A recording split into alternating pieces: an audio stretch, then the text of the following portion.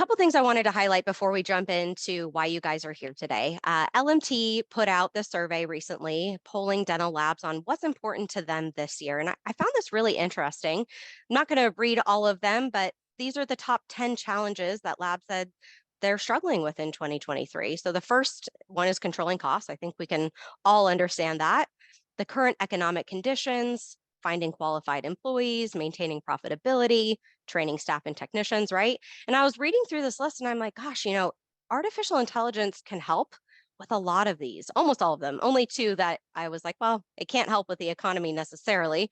I mean, it can help with reducing costs in a bad economy, and it certainly can't really help you plan for retirement. So not going to cover that. But in general, like if we start at the top with controlling costs, I mean, with artificial intelligence, your cost per unit is less than traditional outsourcing fees, right? You're not paying a human to do something.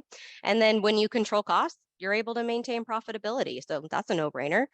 And then, if you have more time, right? Your technicians aren't busy designing all of these single unit crowns or multi-unit crowns. You actually have time to train your staff, and that becomes easier because they're not swamped and drowning in some of the more simple work. So I want you just to imagine, what could be different this year for you if your team didn't have to worry about designing any posterior crowns at all.